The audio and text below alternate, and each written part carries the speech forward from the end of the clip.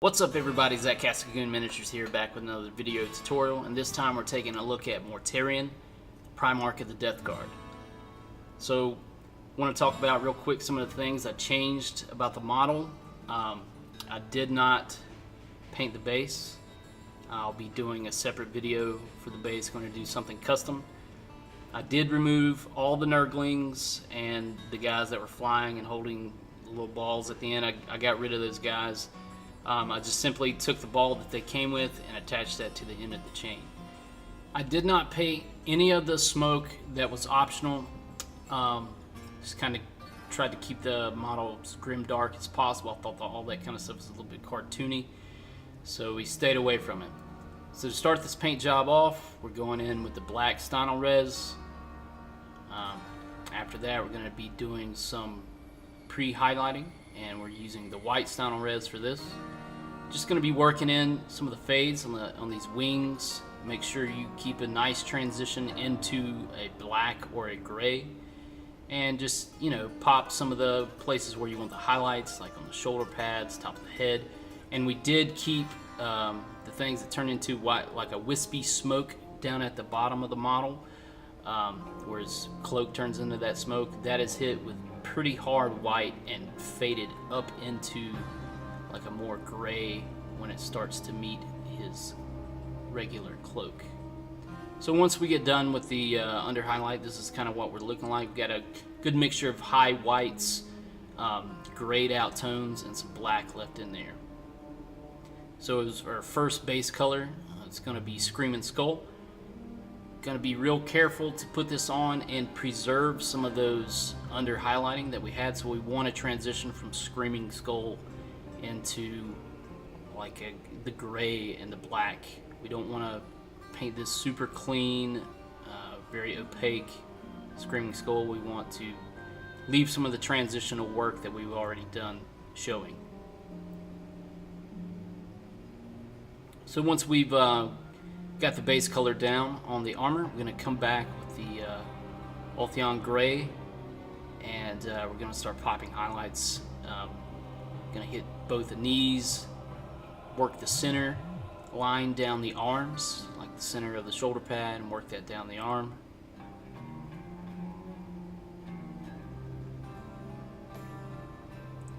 Make sure you hit the back of that greave. And when you're working on these, the wispy part of the cape down here at the bottom, we're going to hit that with a pretty strong transition of the gray. Same on the wings. Just make sure you don't work it too far up and start covering up the transition of the under highlight.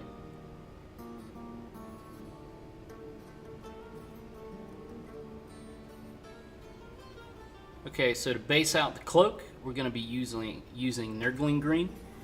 And just practice a little bit of control. Don't worry about overspray on the shoulder pads. We'll use some other techniques to kind of block off our model when we're working on the more tricky parts. Just use like a piece of paper or plastic, and you can kind of just screen off areas that you don't want to get overspray.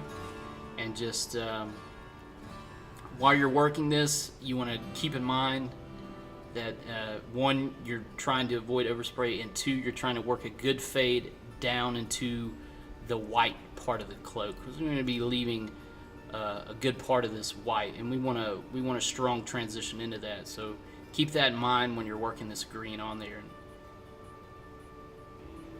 Alright, so once we got the cloak and the armor based out, we're going to go ahead and start doing some shading on that. And for that, we're using the Streak and Grime. This is going to be our thin pass all over the model, well, all over the armor and all over the cape that or the cloak that we've worked on so far. It's going to be a 4-to-1 mixture. It's 4-to-1 Streak and Grime and Mineral Spirits. As we work it down into the white, however, we want to thin this out even more. You might notice as I'm painting this that I'm just sticking my brush into the Mineral Spirits and just kind of pulling some of the 4-to-1 mixture down and getting this super thin. This is more like a tinge. It's going to be way thinner. After we get the first wash pass on, we're going to go back with a 1-to-1, and we're just going to kind of put this in the crevices on the armor and some of the crevice work that's on the cloak, some of the wrinkles and stuff like that. Now when you do this, you don't have to worry about being super clean or anything. Just get it in the vicinity, especially on the cloak. There's not, it's the detail on the cloak's a lot of long flowing lines, and it's annoying to try to control that perfectly. So just get this wash in the vicinity, just on the area that it's supposed to be. We're not worried what it looks like at this point. When we go back with the mineral spirits and the Q-tip, that's when we're going to clean this up and make it look the way it's supposed to. The mineral spirits reactivates the streaking grime. You want to do it while it's still wet. It's easier to work with if you do this while it's still wet.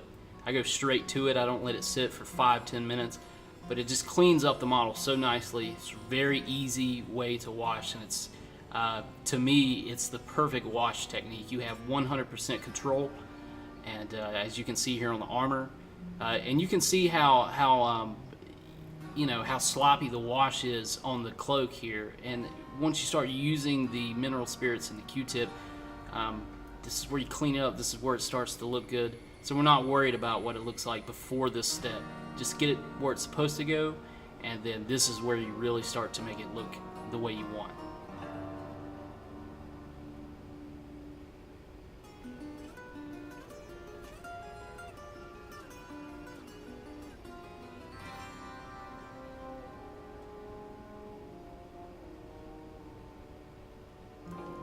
Same thing on the white bits of the cloak where it turns into the wisp.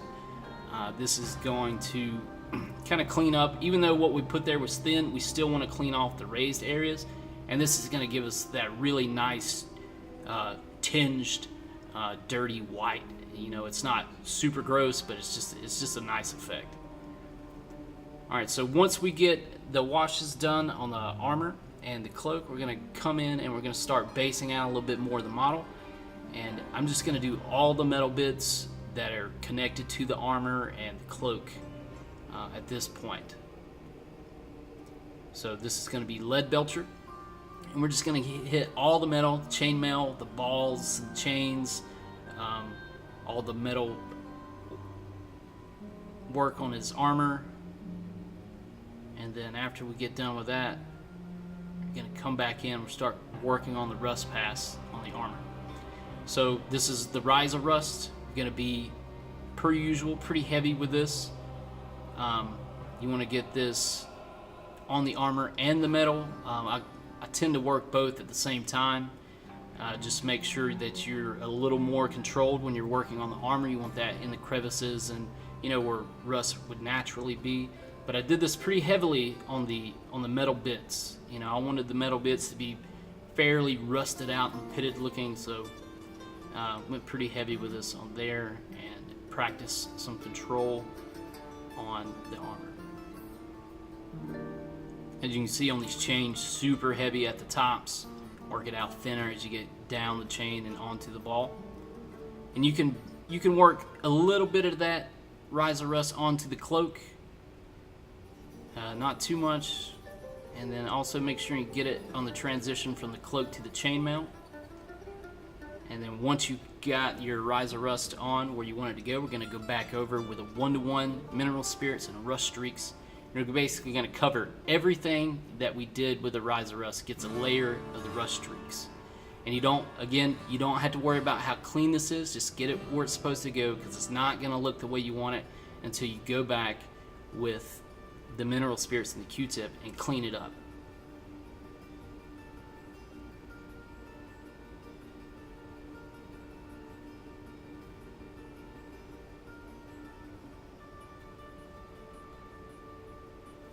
So as you see, cleaning off the armor here, also cleaning a little bit off the metal on the chains and where the ball and chains are. I didn't really touch that too much with this. I wanted those to be like the heavy rusted out iron, so I didn't really hit those too much. But everything else, it's cleaned up. Anywhere we got some onto the cloak, clean that up. Make sure we bring some of that white back out in the armor, and then once we get past that, get that cleaned up, we're going straight into the AK Interactive Enamel Wash Light Rust.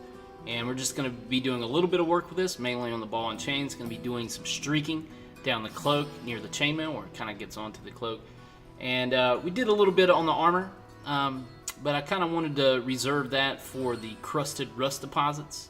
And this is where I really wanted to start popping some fresh rust into the crevices on the armor and the metal bits, really getting some bright rust tones in there. And again, just hitting in the deepest crevices where the armor meets the metal plating around it. You know, a little bit down the chains too. That gives us a nice heavy rusted effect. Yeah, but just work this on as like a detail layer. Be you know, controlling with it. Don't overpower it. And then once you get that done, we're going to pop this metal back out, and we're going to be doing a dry brushing technique with the lead belcher, and we're going to do a once over on all the metal. And we just want this to pop back out. We want there to be some distinction between the armor and the metal. So dry brush technique, very little paint on your brush, and then just go back over and pop this back out. And once you've gotten that on there, that's what you're looking like. So you got some more of that sheen and metally look back. But we want to bring it up just a little more, so we're going to use the Vallejo Game Air Silver, and just tiniest amount of paint on your brush here, and kind of go back over where you went with the lead belcher, except for a little less. We just want to catch just a little bit less on that. And once you get that done, we're going to go ahead and use the Nolan oil, and this is just going to be exclusively on the chainmail. We want to break up different types of metal, and we want to add some variation to how things look. So we hit that up with the Nolan oil. And then very importantly, we went back over it with the gloss varnish. So now we're working on the skin tone. Ulthion Gray. Work this couple layers on the face. Make sure you don't get it on the respirator or any of the rust work you've already done. Follow that up with a streak and grime wash. Probably 1-to-1's fine, and then go back with Q-tip, clean it up. And then once we get that cleaned up, we're going to go back with the Colia green shade wash and do a full wash on the entire face. And that's what you're looking like right there. To follow that up, you're coming back with the Ulthion Gray again, and you're going to kind of do this while the wash is still wet. Let some of it mix together, and just kind of go back over, pop in the highlights, and clean it up a little bit. And then we're going to hit it with a secondary wash. This is going to be the Carroburg Crimson, and we're going to do this mainly around the bottom where it meets the respirator and up into the eyes a little bit, just so we can show a little bit of skin irritation there. And to hit the eyes, this is going to be Lamenter Yellow. Any yellow ink will work since this is a discontinued product. And then finish the eyes off with a touch of gloss varnish. Alright, so now we're going to be showing the spikes. There's 2 spikes on his shoulder, and also the haft on his weapon. We're going to hit this up with the Dark Reaper. And then once we get that based out, we're going to start adding in the Ulthion Gray, and we're going to start highlighting. First pass is going to be 3-to-1. We're going to highlight the spikes, and we're going to highlight some of the edging on the haft. And then as we bring this up, we're going to slowly just start adding more and more Ulthion Gray until we get to like a 1-to-1 mixture of Dark Reaper and Ulthion Gray. We're going to work it up pretty bright, and then we're going to bring it back down with the streak and grind. So when you're doing the spikes, I find it easier to just flip the model upside down and pull away from your dark areas. It's going to make your most natural transition with a brush.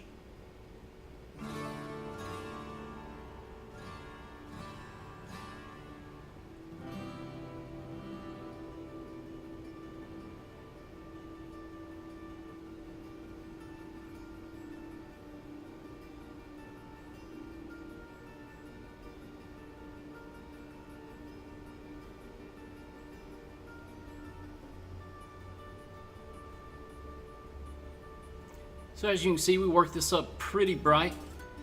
We're going to get it up that bright because we're going to bring it back down with a streak and grime. This is just a 1-to-1 mixture. It's pretty heavy. Just going to get it on there, not really concerned what it looks like. And then we're going to clean it with mineral spirits and a Q-tip.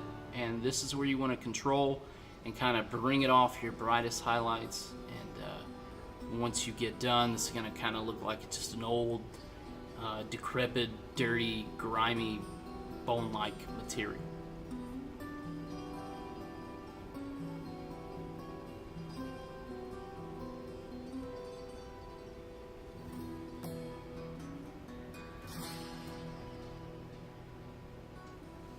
Alright, so on the piping, we do a simple, just like a white base coat on the pipes, and then we go back, streak and grime 1:1, put it on there, let that dry. And once it's dry, we're going to go back over with a matte varnish, because we're going to come back over this with another enamel product, and we don't want the other enamel product to reactivate the streak and grime. We want all that to remain there, so we're going to clear coat it before we come back over it. So this is the AK Interactive Dust Effects. We're going to put this on, and what this is going to do is just going to make this look like just an old dusty hose. Now there is a variation of this earlier in the video. When I'm painting the face, you'll see that the pipes are a flesh tone. I kind of decided against that. I preferred this, but if you want to know how to do them in the flesh tone, you're just going to see that in the second part of the tutorial. We do all the flesh work in that, and you can just paint the pipes in the same manner. So to finish off these pipes, just going to go with the Nurgling Rot, and we're going to put it basically where it goes into the armor and comes out of the armor, and just give them a real gross effect. So this is going to be the first part of the tutorial. The next part is just going to show how we did the weapons and the wings and the fleshy bits, and also how we did our smoke effect. So I appreciate you guys watching, and stay tuned for part number 2. Thanks.